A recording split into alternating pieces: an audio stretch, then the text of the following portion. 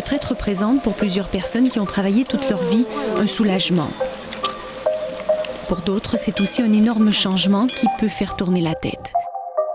Alors des entreprises et des associations veulent sensibiliser les gens en fin de carrière pour qu'ils anticipent ce passage et évitent de commettre des erreurs qui peuvent leur coûter cher lorsque le travail s'arrête définitivement. La retraite, c'est avant tout un immense espace-temps disponible, une liberté incroyable. La première fois dans sa vie, on joue d'un pareil capital. Mais imaginez d'avoir cet espace-temps et cette liberté magnifique, si vous ne savez pas qu'en faire, c'est juste l'angoisse et le vide. Il me semblait que j'étais inutile. Plus personne venait me dire on a besoin de toi, on a besoin de toi. Il me semblait que j'étais inutile. Je disais c'est pas possible, hein, tu fais 32 ans, puis t'as plus rien à foutre. À 60 ans, on entre gentiment dans l'automne de la vie. La prochaine étape importante est souvent la retraite. Qu'elle soit progressive, anticipée ou abrupte, la retraite est loin d'être banale et elle mérite d'être planifiée, ne serait-ce qu'au niveau psychologique ou financier. Bonsoir et bienvenue dans l'Antidote.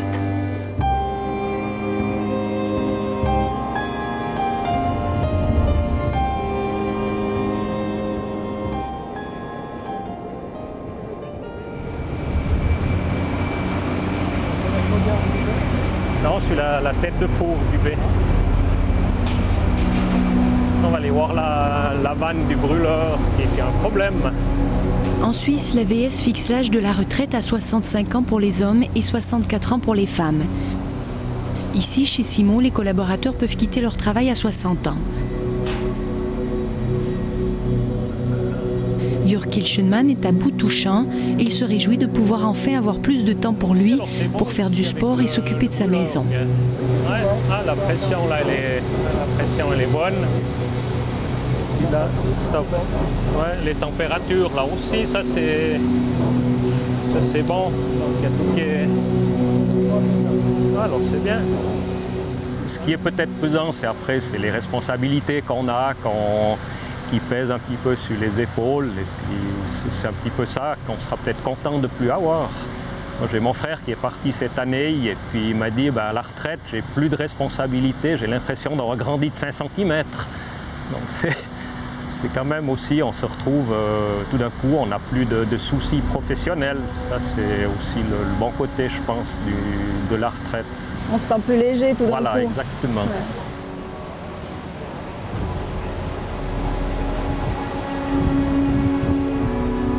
Moi, j'aime bien pour l'instant ce que je fais, j'ai de la satisfaction.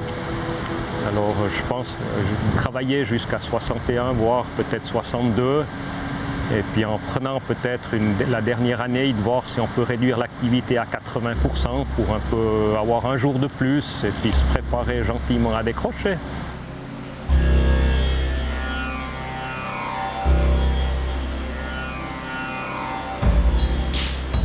Il faut que je rajoute un tout petit peu. Voilà. Tip top. Un peu de jus si j'arrive, bien sûr. J'arrive pas à arriver. Voilà. Comme ça. Guy Martenet, lui, a passé 42 ans dans cette entreprise. Il y a fait son apprentissage et il forme aujourd'hui la relève qui le remplacera bientôt. Pour l'instant, il ne veut pas trop penser au moment de la retraite, qu'il redoute un peu. Là, maintenant, on peut mesurer la viscosité. Alors, il y en a qui disent les 6 premiers mois, c'est les vacances, puis après, c'est vraiment le début de la retraite. Et puis, d'autres disent c'est abrupt, puis après, on s'habitue tranquillement à cette, pas dire cette, c'est pas une inactivité, mais en fait, à ce passage à la retraite où il faut trouver des activités, il faut s'occuper, quoi. Qu'est-ce que vous appréhendez le plus ? C'est les contacts, je crois, quand même. C'est de voir des gens, et c'est ça peut-être qui va me manquer dans un premier temps, quoi. Alors c'est pour ça que ça, je m'y prépare un petit peu parce que je ne vais pas couper contact complètement avec les activités professionnelles. Je vais quand même garder certaines choses à côté, quoi, pour me permettre de rester en lien avec la société, quoi. Voilà. Attendez voir. Je crois que si j'ai assez, vous pouvez prendre un café avec ma clé, là. Si jamais. Puis tu me ramènes la clé. Oui, vous pouvez faire de la pause, peut-être un café, vous buvez un café ou une boisson. Tant pis, mais je sais pas si j'ai. Des employés comme Guy Martenet ou Jörg Kilchenmann qui se réjouissent ou qui appréhendent l'heure de la retraite, la Suisse en compte 700 000. Certains s'y préparent, d'autres préfèrent ne pas trop y penser.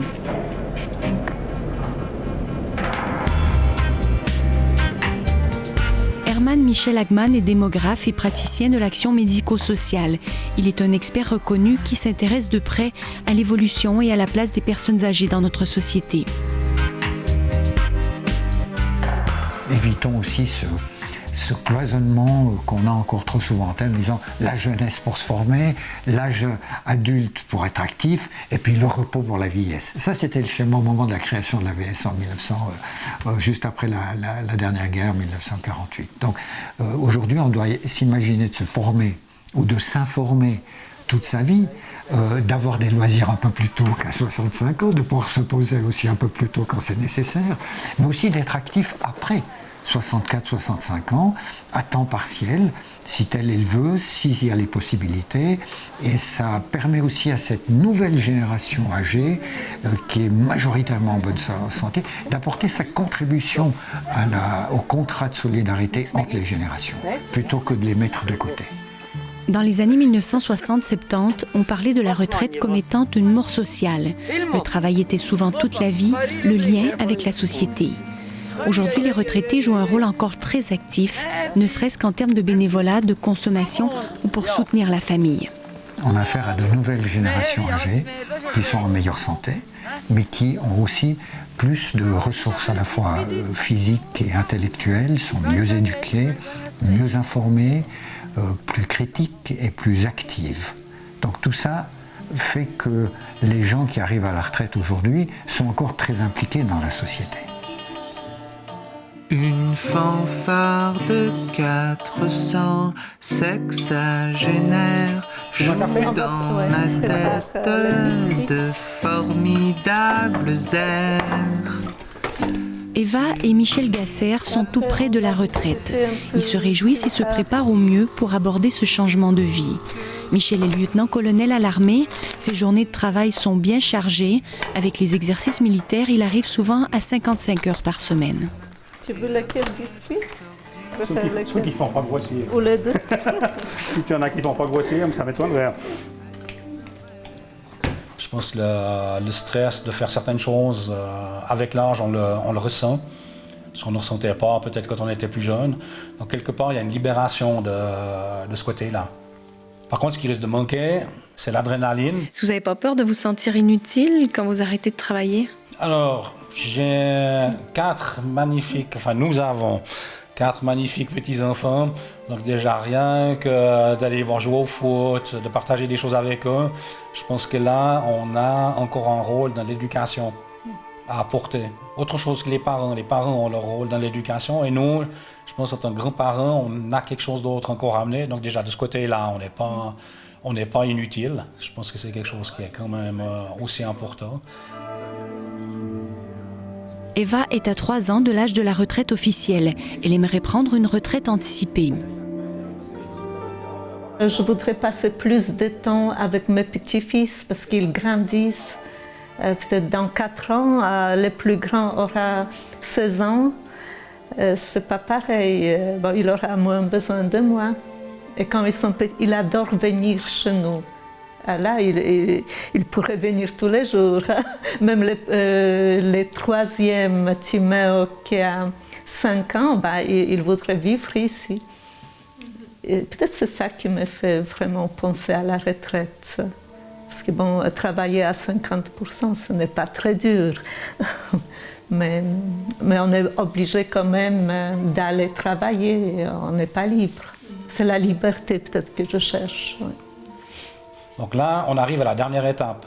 Et c'est ça qui est bizarre, c'est de dire dans une pipe, voilà, c'est la dernière étape. Je ne crois pas que c'est le fait de partir à la retraite, c'est le fait de se dire, c'est la dernière étape. Là, c'est un peu plus... ça fait un petit quelque chose quand même. Mais autrement, le reste, il faudra voir. Jusqu'à présent, quand on parle avec des retraités qui sont à la retraite depuis plus longtemps, depuis 2 ou 3 ans, ils n'ont pas l'air malheureux en règle générale. Donc je pense que ça ne doit pas être si terrible que ça, mais il y a un moment où il faut quand même un peu gérer.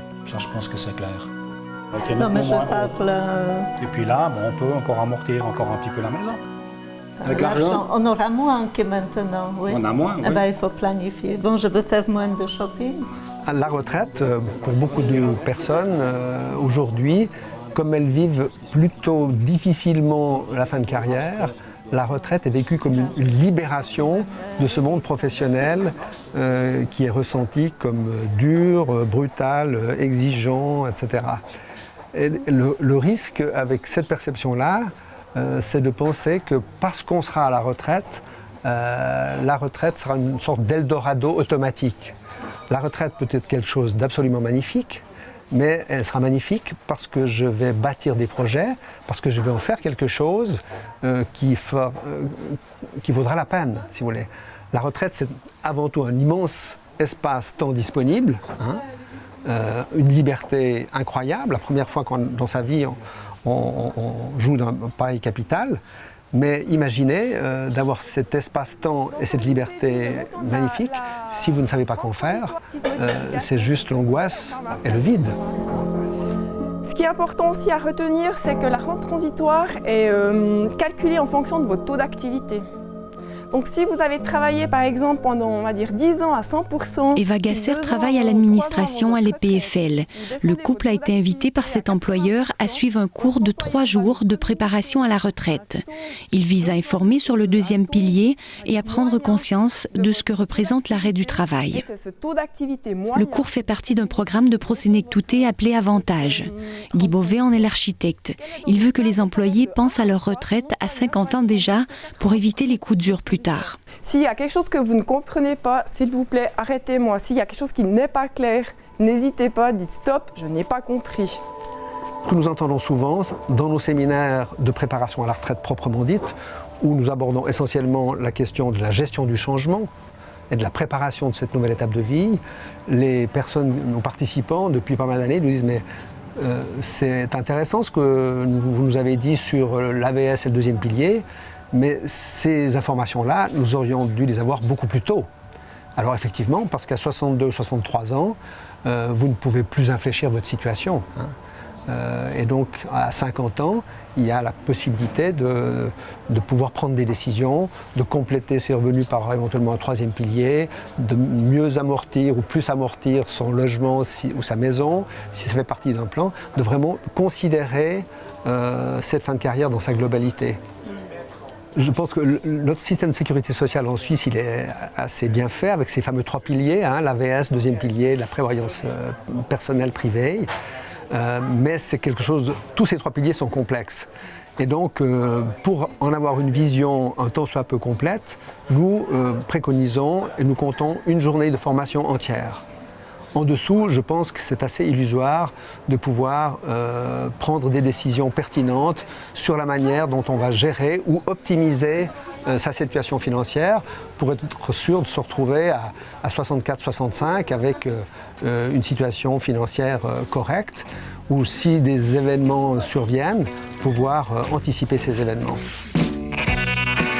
Vraiment faire l'effort de reconstruire tout un cercle de relations qui soient les siennes, pas celles du couple, c'est encore différent. Et ça, par exemple, c'est une prévention qu'on peut faire dès le départ de la retraite.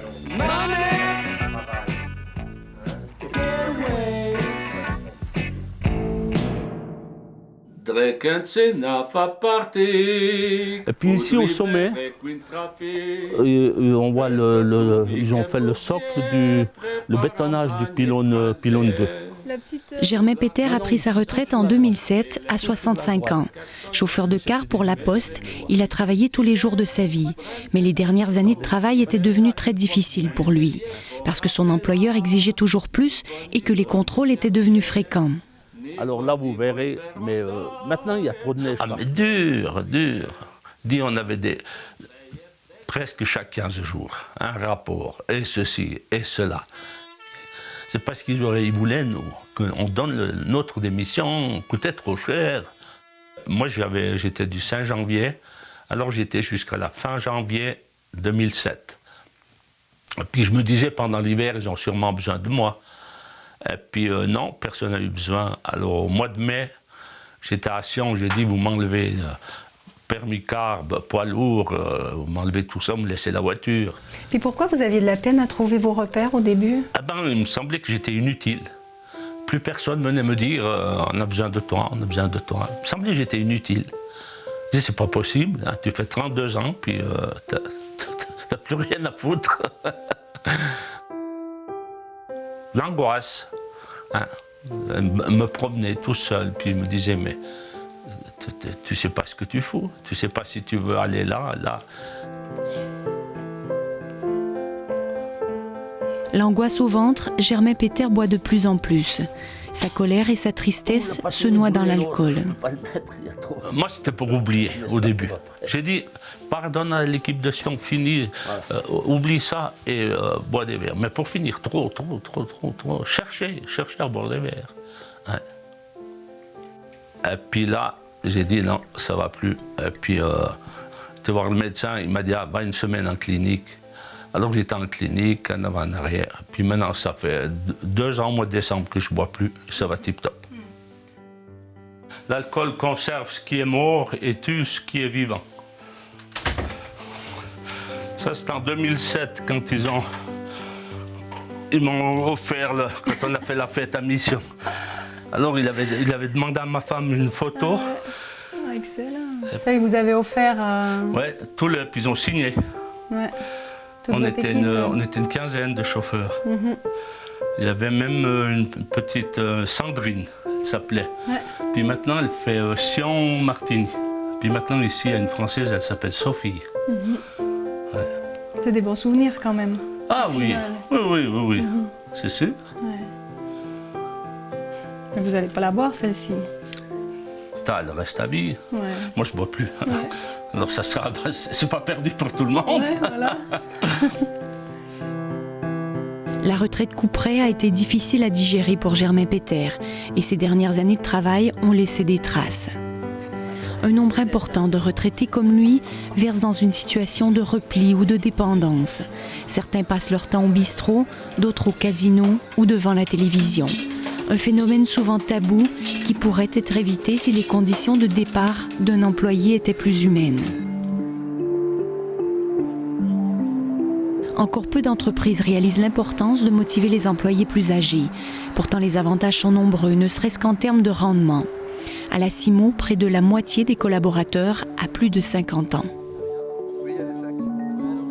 Je crois qu'il faut qu'on garde les collaborateurs le plus motivés possible durant toute la carrière. Et effectivement, peut-être qu'à partir de 50 ans, 55 ans, il pourrait y avoir une certaine lassitude. Il faut leur trouver toujours des objectifs, des rôles importants à jouer. Et puis peut-être que cette transition de pouvoir donner tout leur savoir est une étape importante. Valoriser les collaborateurs jusqu'à la fin, leur permettre de transmettre leur savoir, cela peut améliorer la performance des employés. De même que leur offrir des cours de préparation à la retraite. Une formation à laquelle Jürg Kilschenmann et Guy Martenet ont pris part. Ça m'a surtout fait voir que la retraite n'est pas si loin que ça. Jusqu'avant le cours, on ne se rend pas très compte, mais quand on se retrouve, toute l'équipe, qu'on a 58 ans, on se dit, ben voilà, ils nous préparent à la retraite, c'est qu'elle arrive bientôt. Et puis bon, le cours nous montre pas mal d'aspects de la retraite, que ce soit sur le plan financier, qu'il faut quand même bien préparer, qu'il faut avoir des activités, que je pense que ça nous pose pas mal d'interrogations. Ça ne répond pas à toutes les questions, mais on se pose des questions, puis c'est à nous de répondre après à ces différentes questions. Je crois profondément en l'idée, en la réalisation concrète de la retraite progressive. Par exemple, entre 62 et 68 ans, voire 70 ans pour certains, où on diminue le temps de travail plus tôt, j'entends, par exemple, on passe de 100 à 80%, voire à 60%, et puis on va au-delà peut-être des 64-65 ans, et ça se fait un peu plus en douceur. Donc l'idée, ce serait quand même d'avoir cette plus grande flexibilité. Plutôt que de dire, voilà, on a une retraite couperet, certains, même de façon brutale, vont dire maintenant 65, ça suffit. Plus, il faut passer à 67. C'est pas comme ça que la cohésion sociale va marcher. Il faut au contraire créer une adhésion autour du vivre peut-être plus longtemps, en meilleure santé, et de prolonger un peu sa vie active, mais avec des temps partiels qui permettent d'aménager progressivement le changement de vie. Mais il y a 2 fois. Les cours de préparation visent aussi à aborder les questions sociales et de relations dans le couple. Parce que mari et femme vont se retrouver de nouveau côte à côte après 40 ans de travail, chacun de son côté. C'est vraiment une nouvelle étape de vie à reconstruire. Alors, qu'est-ce qui m'intéresse vraiment? Qu'est-ce qui me fait envie dans cette nouvelle étape? Qu'est-ce qui sera important pour moi, qui va donner du sens à cette étape de vie? Et la grande question que se pose beaucoup, comment est-ce qu'on va s'organiser avec ma femme, avec mon mari? Comment est-ce qu'on va réorganiser notre vie de couple? Parce qu'effectivement, dans la vie professionnelle, on se voyait le matin et le soir, le week-end et les vacances. Et désormais, lorsqu'on prend sa retraite ensemble, on va se revoir 7 jours sur 7. Comment on va réaménager, on va regérer l'espace physique de l'appartement, de la maison, hein, et comment est-ce qu'on va réarticuler nos idées, nos projets d'activité mutuelles. Raymond, je pars en course. Du saumon à midi, ça te va? Ouais, mais le prends pas à la poissonnerie, il est pas frais. Ah bon? Tu préfères celui du supermarché? Ouais, il est pas frais non plus au supermarché. Alors, l'autre poissonnerie, celle qui est en face de la mairie? C'est pas frais non plus là-bas. Si je vais le pêcher en Alaska, il sera assez frais? Alors là, Huguette, tu me coupes les pattes. J'allais te proposer l'Écosse, mais l'Alaska, c'est encore mieux. 30 heures de vol aller-retour, ça me laisse 2 jours peinard, tout seul. Pauvre con, hein. Allez, je te fais une réservation sur Internet. Et puis, je vais te prendre une escale en Chine. Tiens. Ah oui, pour le riz. Chine, c'est... La retraite permet de se redéployer dans des activités multiples. On peut se redéployer au niveau de la famille, en prenant plus de temps pour les petits-enfants. On peut se redéployer dans la vie conviviale, en prenant plus de temps pour les amis, des sorties entre amis. Il y a des gens qui se redéploient à travers la culture, en participant plus en allant plus au théâtre, en participant à davantage de manifestations culturelles. Il y a l'occasion de se redéployer dans le bénévolat. Il faut aussi éviter de dire voilà, maintenant j'ai du temps pour moi, je vais faire beaucoup d'activisme, beaucoup d'activités. Lorsque quelqu'un qui a 30 ans travaillait normalement, faisait des loisirs normalement, mais sans être quelqu'un d'hyperactif, pourquoi est-ce qu'à 65 ans il deviendrait tout d'un coup hyperactif? Non, il faut qu'il continue à vivre normalement, et puis la nature est assez bien faite pour créer ses propres rythmes. Hein. Dites donc, vous donnez de la peine. Germain Peter a finalement trouvé des activités sociales et un nouvel équilibre dans sa vie. Le restant qui me restait, c'était quand même beau. Hein. Il ne fallait pas tuer ça par de la négligence. Alors, on commence à partir au marché, en famille, avec le groupe. Et puis alors, par contre, maintenant, depuis 2 ans, avec le 3e âge, on a des sorties. Alors, chaque 15 jours, le jeudi, on fait des sorties l'été. Et puis l'hiver, c'est tous les jeudis du ski de fond. Et l'année dernière, j'ai jamais autant skié de ma vie. Le mois de mars, j'ai skié 26 jours. Germain Peter fait aussi partie d'une chorale et il a rejoint un club de patois du Val d'Anniviers. Il vit désormais pleinement sa vie de retraité, bien entouré et bien conscient du rôle social important qu'il peut encore jouer.